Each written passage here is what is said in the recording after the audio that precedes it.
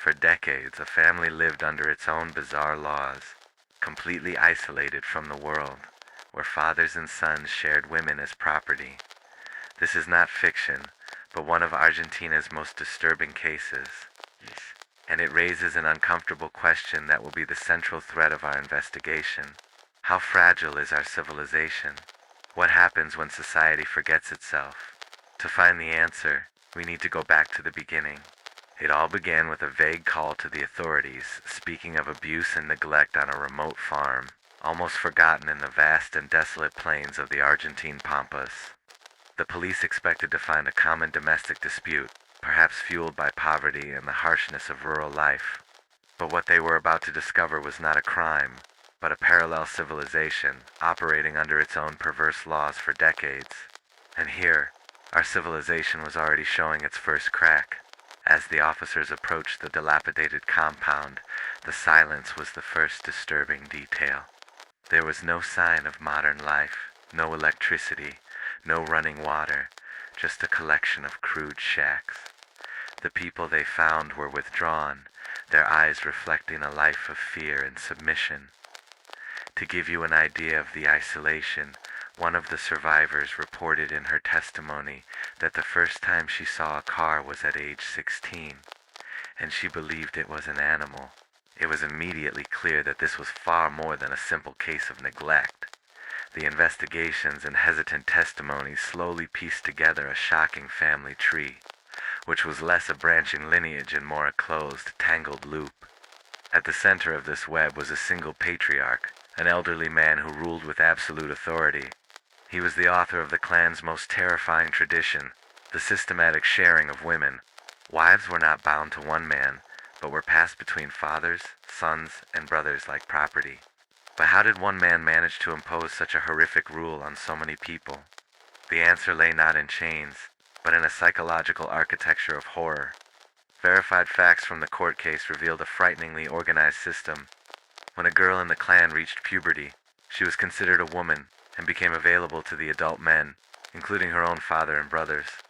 These unions produced children who were born into the same cycle, their parentage a confusing and horrendous mix of incestuous relationships. This cycle ensured the clan's complete isolation and genetic imprisonment for decades. But with so many people, why didn't anyone just run away? The answer is more terrifying than any physical fence. Life inside the remote compound was a relentless cycle of hardship and fear. Without electricity or modern comforts, manual labor was the only reality. The women and children were responsible for all the heavy labor under the men's constant, watchful gaze. Education was non-existent. None of the children attended school or learned to read or write. Their knowledge of the world was limited to what the patriarch told them, a distorted and manipulative narrative. Medical care was a foreign concept. Illnesses, injuries, and childbirths happened in the same filthy shacks, without any assistance. It was a psychological prison. Analysis points to a cult-like structure where the outside world was portrayed as dangerous and corrupt. Experts identified a severe multi-generational manifestation of trauma bonding. The victims, especially those born into the clan, knew no other reality. The patriarch, despite being their tormentor, was also their only provider. The concept of learned helplessness is crucial here. After decades of consistent punishment for any defiance, the will to resist becomes paralyzed. They were not just prisoners of one man. They were prisoners of a fabricated reality, a microcosm where civilization was completely forgotten, proving that it is not a default state, but something that needs to be actively maintained. One of the most unsettling hypotheses is that this horrific system was not an invention of the last patriarch, but a twisted tradition he inherited. This theory posits that the clan's isolation began generations earlier, and with each generation, the rules became more perverse and the separation from society more absolute. The family's practices may have begun as a response to extreme poverty, where an initial act of incest, born of desperation, became normalized over time. Without outside influence, it evolved into a structured system, passed down from father to son as the way things are. Here, the vastness of the Argentine pampas becomes an accomplice. The solitude not only hid the crime, it nurtured it, reinforcing the idea that where society's gaze does not reach, civilization recedes. The family was effectively invisible to government agencies.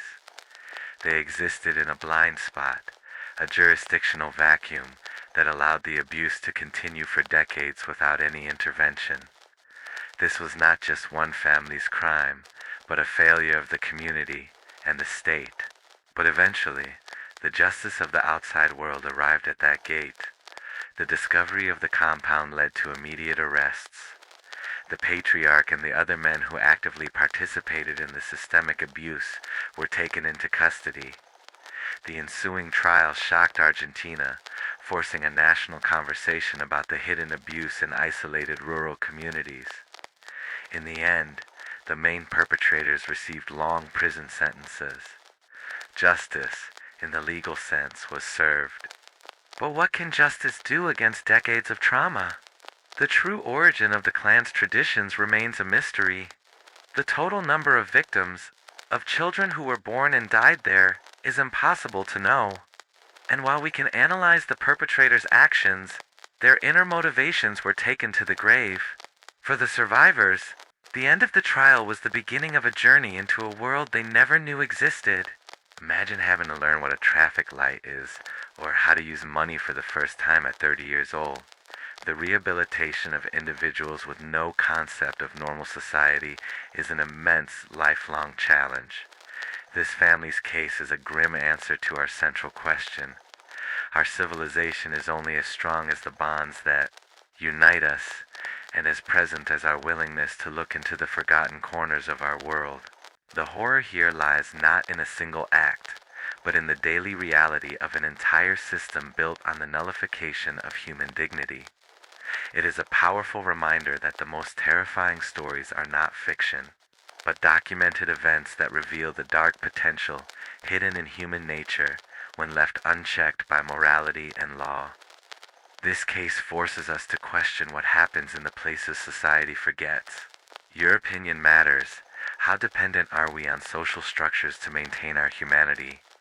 Leave your thoughts in the comments, and if deep dives like this interest you, consider subscribing for more investigations.